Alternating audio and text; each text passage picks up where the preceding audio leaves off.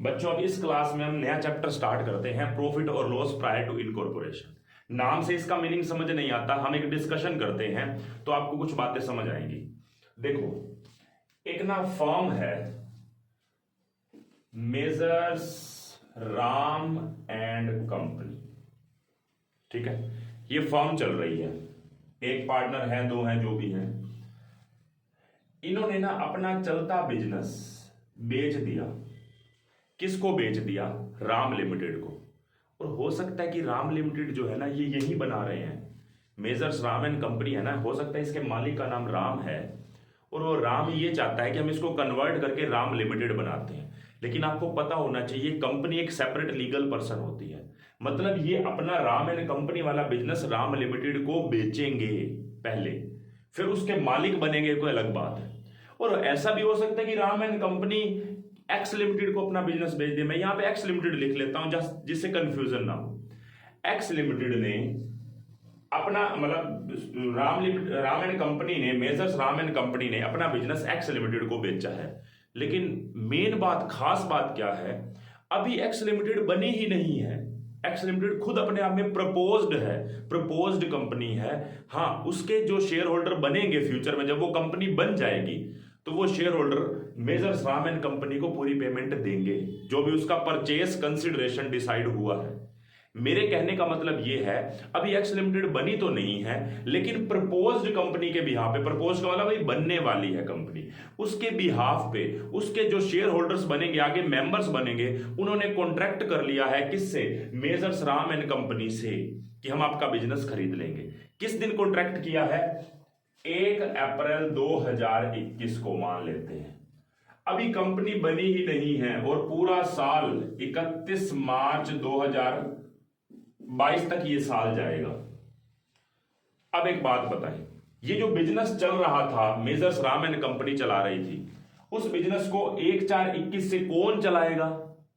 X limited. लेकिन x limited तो अपने आप में एग्जिस्ट करती ही नहीं है, उसकी तो कोई एग्जिस्टेंस ही नहीं है, अभी तो वो कंपनी वो बनी ही नहीं है। उसका इनकॉर्पोरेशन हुआ है 1 जुलाई 2021 को। इनकॉर्पोरेशन कब हुआ है? 1 जुलाई 2021 को।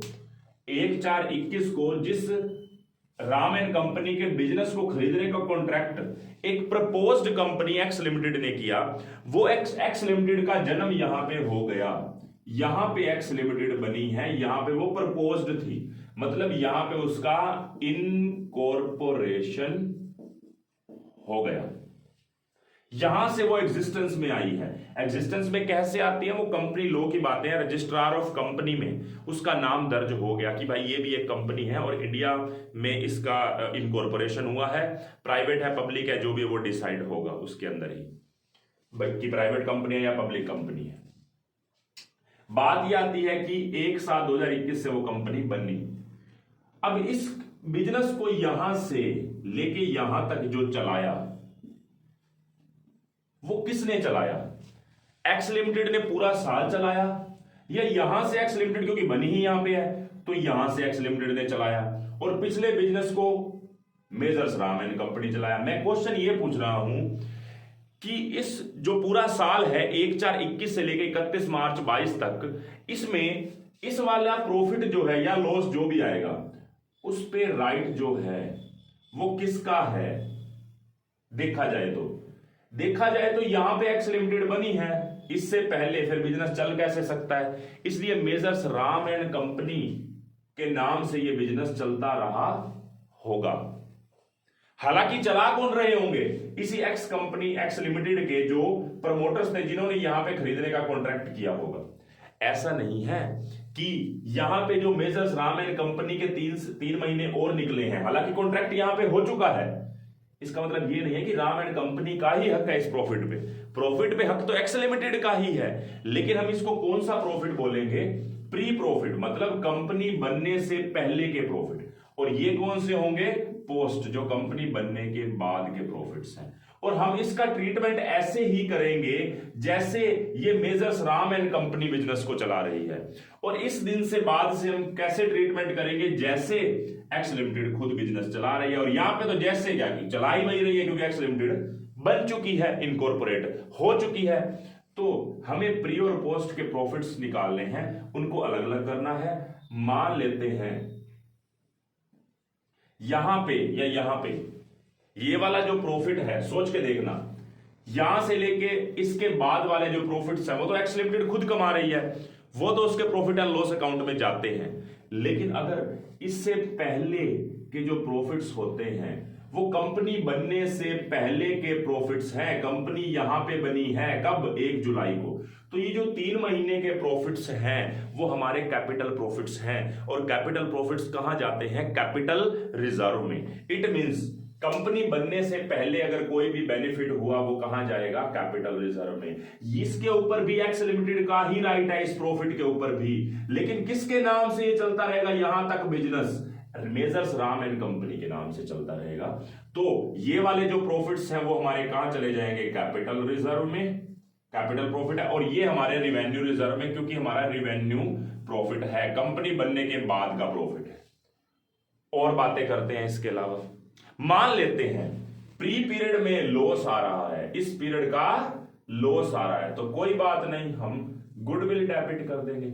आपको ध्यान होगा आप कई जगहों पे ऐसे ट्रीटमेंट करते हैं, कंपनी खरीदने पे अगर आपको बेनिफिट्स होता है, जैसे आप वो शेयर्स इश्यू करते थे, purchase consideration other than cash का टॉपिक होता था इश्यू ऑफ शेयर्स में, तो वहां पे अगर आप कम पे करते थे तो कैपिटल रिजर्व होता था, अगर ज्यादा पे करते थे तो गुडविल। यहां पे भी वैसा ही है, कंपनी बनने से पहले ही लॉस हो गया, इट मींस जो हमने ये लॉस बियर किया किस कारण से किया है, उनकी गुडविल है ना, इसलिए हम गुडविल डेबिट कर देंगे। अगर लॉस हुआ इस पीरियड का तो गुडविल डेबिट होगी, अगर प्रॉफिट हुआ तो इस पीरियड का तो हम कैपिटल रिजर्व को क्या कर देंगे, क्रेडिट कर देंगे।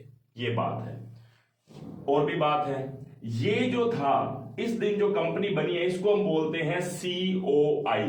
COI का मतलब इस दिन सर्टिफिकेट ऑफ इनकॉर्पोरेशन मिला है, हमें सर्टिफिकेट मिल गया कि कंपनी का जन्म हो गया। लेकिन एक ना सर्टिफिकेट और भी मिलता है, मान लो 1/8 को हमें सर्टिफिकेट मिला, certificate of commencement of business का, बिजनेस को कमेंस करने का सर्टिफिकेट यहां से मिला। ये मैटर नहीं करता कि किस दिन हमें बिजनेस स्टार्ट करने का सर्टिफिकेट मिला, कंपनी किस दिन बनी वो हमारे लिए मैटर करता है। तो जिस दिन कंपनी बनी उससे लेके ईयर एंड तक का जो प्रॉफिट पोस्ट प्रॉफिट है वो हमारा रेवेन्यू प्रॉफिट है। इससे पहले वाला भी प्रॉफिट कंपनी का है, लेकिन वो प्री प्रॉफिट है क्योंकि इससे पहले कंपनी बनी नहीं थी। तो ये प्री प्रॉफिट या तो हमारा प्रॉफिट है तो कैपिटल रिजर्व में, अगर लॉस है प्री प्रॉफिट की जगह लॉस है तो वो गुडविल डेबिट हो जाएगी। इतनी बात आपको ध्यान रखनी है और इसी को देखते हुए ही आपको आगे का काम करना है। फिलहाल आपको ये बात समझ आ गई होगी कि मेजर्स राम एंड कंपनी ने अपना कॉन्ट्रैक्ट यहीं पे ही किया था, लेकिन क्योंकि कंपनी नहीं बन पाई थी तो मेजर्स राम एंड कंपनी के नाम से ही यहां तक बिजनेस चलता रहा था, लेकिन चलाने वाले एक्स लिमिटेड के डायरेक्टर्स ही थे या जो भी था जो इसको ऑपरेट करते। इसलिए प्री वाला प्रॉफिट या लॉस हमारा कैपिटल रिजर्व या गुडविल में और बाद वाला हमारा रेवेन्यू प्रॉफिट है। अब हमें समस्या ये आती है खर्चे कैसे बांटे। अब पूरे 12 महीने के खर्चे हैं, प्री में कैसे ले जाएं, पोस्ट में कैसे लेके जाएं, क्या मंथ के बेसिस पे बांट दें। जैसे मान लो मैं कहता हूं 12,000 रुपए का रेंट है, ठीक है जी 12,000 का रेंट है तो 3 महीने इधर है, 3,000 प्री पीरियड का रेंट हो गया, 9,000 रुपए पोस्ट पीरियड का रेंट हो गया। अब मैं कहूं कि डिस्काउंट अलाउड करिए, अब डिस्काउंट अलाउड को आप इस टाइम रेशो में बांट सकते हो कि भाई 3 महीने इधर है 9 महीने इधर है, डिस्काउंट अलाउड मान लो अपना 2400 रुपए है तो 600 इधर लिख देता हूं, 1800 इधर लिख देता हूं, मतलब 3 महीने इधर है तो मान लो 2400 की डिस्काउंट अलाउड है तो 3/12 कर देता हूं प्री पीरियड में, 9/12 कर देता हूं पोस्ट पीरियड में, 1800 और 600। तो ये गलत हो जाएगा क्योंकि डिस्काउंट का लिंक टाइम से नहीं है, रेंट का लिंक टाइम से हो सकता है कि टाइम रेशो में बांट दो कि 3 महीने इधर है 9 महीने इधर है, इसका लिंक है सेल्स से, क्योंकि जब आप सेल करते हो तभी तो डेटर्स बनते हैं और डेटर्स बनते हैं तभी तो आप डिस्काउंट अलाउड करते हो, मतलब डिस्काउंट अलाउड का लिंक सीधा किससे है, सेल्स से है। तो जिस रेशो में सेल्स है ना कि प्री पीरियड की कितनी सेल्स है और पोस्ट पीरियड की कितनी है, मान लो प्री पीरियड की 6 लाख है और पोस्ट पीरियड की 9 लाख है तो रेशो बन जाएगी 2:3, इस 2:3 में बांटा जाएगा डिस्काउंट अलाउड को, ऐसे एडवर्टीजमेंट के खर्चे को भी। समझ रहे बात को, आपको समझना क्या है, मैं इसको पहले रब कर देता हूं, ये बात आपको समझ आ गई होगी, नहीं आई तो दोबारा एक बार रिमाइंड करके देख लो, कोई प्रॉब्लम नहीं है, सिंपल है वैसे तो। देखो हम एक्सपेंसेस को किस बेसिस पे बांटेंगे?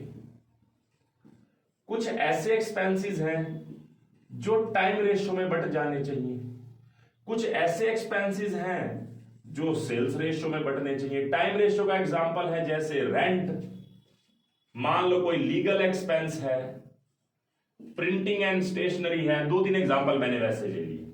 सेल्स रेशियो में बटने वाले खर्चे कौन से हैं? जैसे एडवर्टीजमेंट है, मार्केटिंग के खर्चे हो गए, बैड डेट्स हो गया, डिस्काउंट अलाउड हो गई, ये सारा का लिंक सेल्स से है। इसलिए सेल्स रेशियो में कि प्री पीरियड की कितनी सेल्स थी और पोस्ट पीरियड की कितनी सेल्स थी। उसके बाद ऐसे भी खर्चे हैं जो सिर्फ प्री में जाएंगे, ऐसे भी खर्चे हैं जो सिर्फ पोस्ट में जाएंगे। वो कौन से हो सकते हैं? जैसे देखो, जो फर्म थी ना, उस फर्म ने एक लोन ले रखा था और उस लोन का भुगतान इनकॉर्पोरेशन होने से पहले फर्म ने कर दिया, तो उसका जो इंटरेस्ट होगा वो सिर्फ प्री पीरियड से लिंक करता है, पोस्ट पीरियड में तो उसका कोई मतलब ही नहीं है।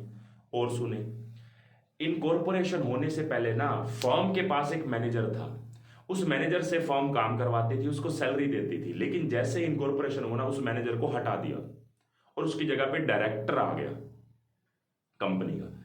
तो जो मैनेजर की सैलरी है वो किस में जाएगी? सिर्फ और सिर्फ प्री पीरियड में।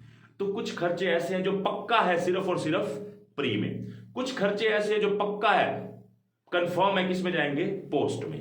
तो प्री का मैंने एग्जांपल जैसे लिया, मैनेजर की सैलरी, अगर कहता है कि मैनेजर सिर्फ किस में था? फर्म में। पोस्ट में क्या जाएगा? जैसे डायरेक्टर्स की फीस, क्योंकि डायरेक्टर्स कंपनी में होते हैं, या इंटरेस्ट ऑन डिबेंचर्स। अब डिबेंचर्स कभी भी फर्म इश्यू नहीं कर सकती, वो कंपनी ही करती है, इसलिए पोस्ट पीरियड में ही जाएगा इंटरेस्ट ऑन डिबेंचर्स। इसके अलावा प्रीलिमिनरी एक्सपेंसेस, प्रीलिमिनरी एक्सपेंसेस भी किसके होते हैं? हमारे कंपनी के ही होते हैं। तो ये हमारे कुछ हैं जो पोस्ट में जाएंगे, ऐसे ही कुछ प्री में। तो देखो, कुछ खर्चे टाइम रेशियो में, कुछ खर्चे सेल्स रेशियो में, कुछ खर्चे प्री में, कुछ पोस्ट में, और कुछ ऐसे हैं जो आपको सिचुएशन देखनी पड़ेगी उसी टाइम पे, जिसको हम बोलते हैं एक्चुअल बेसिस निकालना पड़ेगा। वो एक्चुअल बेसिस क्या होता है? डिपेंड करता है सिचुएशन टू सिचुएशन। उसी के ऊपर ही तो मुझे डिस्कशन करनी है। आगे जो क्लासेस हैं मुझे उसमें इन्हीं के ऊपर डिस्कशन करनी है कि हमारे जो एक्चुअल वाले खर्चे हैं। देखो, अगर आपको टाइम रेशियो क्लियरली दिख रहा है कि टाइम रेशियो है जी, बांट दो उसमें। आपको दिख रहा है कि ये खर्चा है, सेल्स रेशियो में बांटना है, ठीक है जी। लेकिन स्पेशली मैं आपसे एक एग्जांपल पूछता हूं, 500 रुपए पर मंथ फिक्स हो गया एडवर्टीजमेंट का खर्चा। अब मान लो प्री पीरियड में 3 महीने आ रहे हैं, 1 जुलाई को इनकॉर्पोरेशन हुआ था, तो अप्रैल मई जून प्री पीरियड में आ रहे हैं, तो 500 इंटू 3 1500 रुपए आपके प्री पीरियड में जाएंगे एडवर्टीजमेंट के, और 500 इंटू 9 पोस्ट पीरियड में जा रहे हैं, 4500 रुपए पोस्ट पीरियड में आएंगे एडवर्टीजमेंट के। तो 1500 प्री में, पोस्ट में 4500। मुझे एक बात बताओ, मैंने इस एडवर्टीजमेंट के खर्चे को किस रेशो में बांटा? इसमें सेल्स की तो मैंने बात ही नहीं करी, सेल्स रेशो तो लगी ही नहीं, क्योंकि क्वेश्चन कुछ और कह रहा था। क्वेश्चन अगर अदरवाइज कुछ कहता है ना, तो हम कुछ खर्चों को जिसको सेल्स रेशो में बंटना चाहिए था, उसको भी एक्चुअल कोई रेशो में बांटना पड़ेगा। ऐसे कोई खर्चे हो जिसको टाइम रेशो में बंटना चाहिए था, लेकिन हमें उसको भी किस में बांटना पड़ेगा? एक्चुअल बेसिस पे। तो एक्चुअल बेसिस अपने आप में क्या है? इनके साथ छेड़छाड़ है, इनमें कुछ ऐसी बात कह देगा जिस कारण से हम उसको टाइम या सेल्स रेशो में नहीं बांट पाएंगे, और हमें कोई और रेशो निकालनी पड़ेगी उसको बांटने के लिए। यही मुझे आपको अगली क्लासेस में बताना है, एक आधा क्वेश्चन करके बताना है और आगे क्वेश्चंस करवाने हैं। डिस्कशन ज्यादा इंपॉर्टेंट है बजाय कि बोर्ड पे क्वेश्चन करवाने के, क्योंकि इस जो ये चैप्टर है, ये चैप्टर छोटा है। अगर मैं 2 क्लासेस और लेता हूं और उसमें सारी की सारी एडजस्टमेंट डिस्कस कर देता हूं ना, तो मोर देन इनफ है, आपका सारा का सारा चैप्टर कंप्लीट हो जाएगा अपने एंड पे ही। ठीक है, तो ये आप पहले नोट करो, समझो वैसे रफली, मतलब नोट मत करो, इस चीज को समझ लो कि मैं क्या बताना चाह रहा था, कि कौन से प्री में है, कौन से पोस्ट में है। कुछ खर्चों का लिंक सेल्स से होता है, जैसे मैंने ये एग्जांपल दिया। कुछ खर्चों का लिंक सेल्स से नहीं होता, तो वो टाइम में। कुछ खर्चे होते ही प्री पीरियड में है, कुछ खर्चे होते ही पोस्ट पीरियड में है, और कुछ में इन सारों का लॉजिक नहीं लगता, वो एक्चुअल में बढ़ते हैं। तो नेक्स्ट क्लास में मेरा काम सिर्फ और सिर्फ इन खर्चों के बांटने को समझाना ही है, और एक क्वेश्चन मैं आपको करवाऊंगा ताकि आपको करने का तरीका भी पता लग जाए कि हमें कैसे क्वेश्चन को अटेम्प्ट करना है। आप ये इसको नोट करना चाहे तो अपनी रेफरेंस के लिए नोट कर सकते हैं।